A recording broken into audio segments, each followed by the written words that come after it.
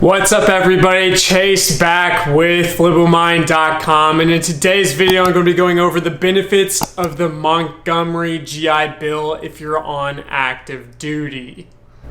Alright, thanks for subscribing to the channel if you haven't already. If you guys do not know who I am, my name is Chase Busick and I am a prior service Marine Corps veteran. I spent almost close to 6 years on active duty service in the Marine Corps, and it was definitely the time of my life. And when I first joined the Marine Corps, I had no idea which GI Bill I was going to choose, but ultimately when we sat in that big auditorium with everybody, all the recruits with shaved heads, and we were all just like, what the heck's going on? What are we doing here now? What's going to happen? Is someone going to yell at me? They pretty much sat us all down and talked to us about the Montgomery GI Bill. And at that moment, I was like, what the heck?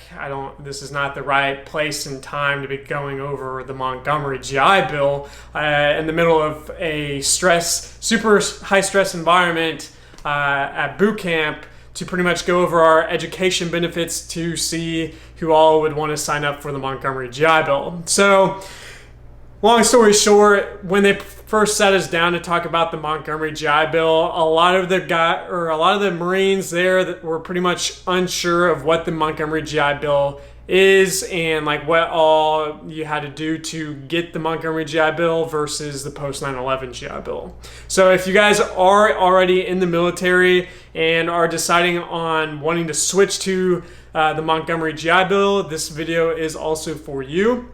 But mainly it is for those military service members or about to be military service members that are going to boot camp and are about to make that decision on which GI Bill is right for you. If you guys haven't watched any of my other videos, I did make a video about which GI Bill is better, as well as which GI Bill I chose and how much the Montgomery GI Bill is paying me directly. So definitely go check out those videos if you're interested in that, as well as give us a thumbs up on this video. That way we can send this video out into the YouTube universe and help a lot more military people decide which GI Bill is right for them moving forward before they get out of the military service. But I've also answered a lot of your guys' questions about which one's better for your specific instance. You guys can go ahead and comment below, as well if you have a specific question, or you can read the comments on my other videos. But what are the benefits of the Montgomery GI Bill? So both GI Bills obviously pay for you to go to college or go to a career training program of your choice at the school of your choice and the state of your choice. All right, so before I talk about more of the benefits behind the Montgomery GI Bill, I'm going to talk about how you can be eligible for the Montgomery GI Bill, as well as what you have to do in order to get the Montgomery GI Bill.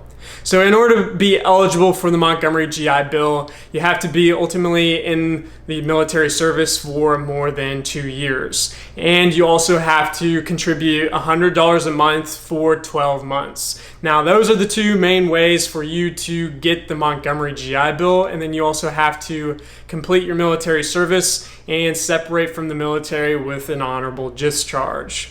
But the Veteran Affairs website ultimately goes into more in depth about all of the different types and how you can be eligible from different many categories, which are here on the screen. But when you do separate from the military, you are pretty much entitled to 36 months of schooling benefit that the Montgomery GI Bill can pay you directly for. So that's one of the big benefits, is that the Montgomery GI Bill pays you directly and not the school like the post 9/11 GI Bill. So when you decide to go to school after the military, you can pretty much decide which school you want to go to, which state you want to live in, and how often or how many classes you want to ultimately take for your class schedule. Now, in the Montgomery GI Bill, you can kind of factor into going a quarter of the time, which is pretty much like one class. You can go half the time, which is 2 classes. You can go a third of the time, like 75%. And then you can ultimately go full-time, which is 12 credit hours or 4 3-hour classes. All right, so once you figure out how many classes you're going to take, you can pretty much decide and look and see how much entitlement you're going to get from the Montgomery GI Bill. So if you're going 25% of the time, 50% of the time, or half-time, 75% of the time or full-time, you can pretty much go onto the VA's website again and look at the Montgomery GI Bill's monthly rate that they pay out to you directly. So that's one of the big benefits of the Montgomery GI Bill, is that if you go with the Montgomery GI Bill, you ultimately get paid the Montgomery GI Bill, and then you're responsible for paying the school directly for all the school-related expenses. So if you have the Montgomery GI Bill, that means you pretty much have the ability to get extra additional scholarships on the side that can pay towards the cost of attending. With that said, ultimately you can get those scholarships, pay for all the schooling, and then that Montgomery GI Bill payment can come to you directly for going to school. And pretty much you will be getting paid to go to college, with college already being covered for. So I do that directly with scholarships that I get from outside the school and scholarships I get from the school, as well as the National Guard's tuition waiver. That pretty much covers all of the cost of attendance of going to my college, as well as more. The school ultimately cuts me a check back for the additional amount. And then I pretty much verify my classes each month, whether I'm going 75% of the time like I am now or full-time.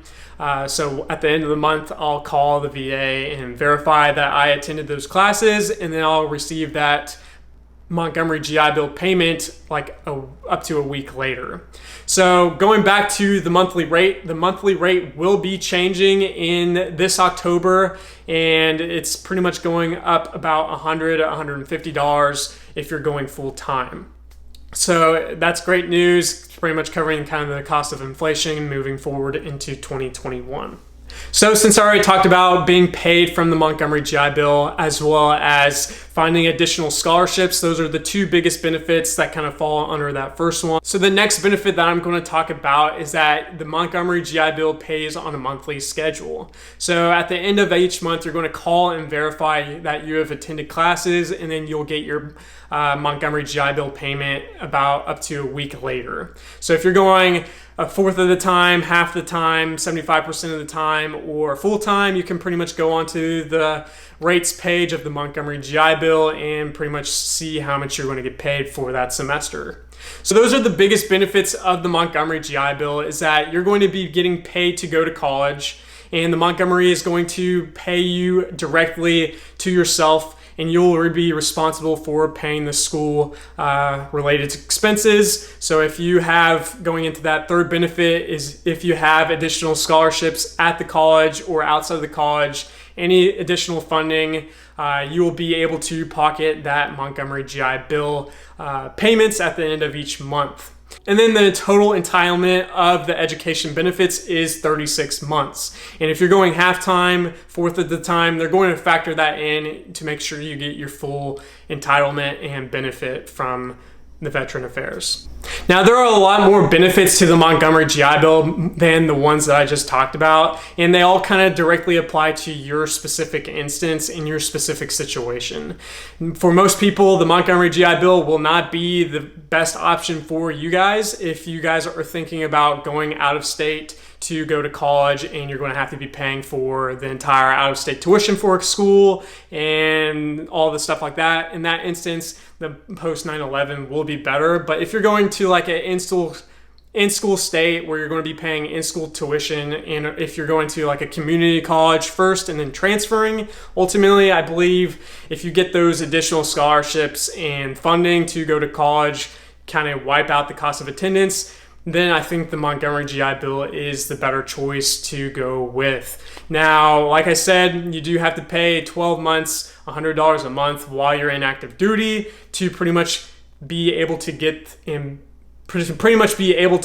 Montgomery GI Bill and after you separate the military. Other than that, that kind of concludes this video. If you guys have any specific questions about your specific instance or situation, feel free to comment below, and I'll do my best to answer your guys' questions as soon as I am able to read them. And I'm super happy that many of you guys reached out and watched my other videos about the GI Bill and which one's better and how much I'm getting paid to go. So if you guys like those types of videos, definitely click the like button below if you enjoyed this video as well. And don't forget to subscribe to the channel, and we'll see you guys on the next video.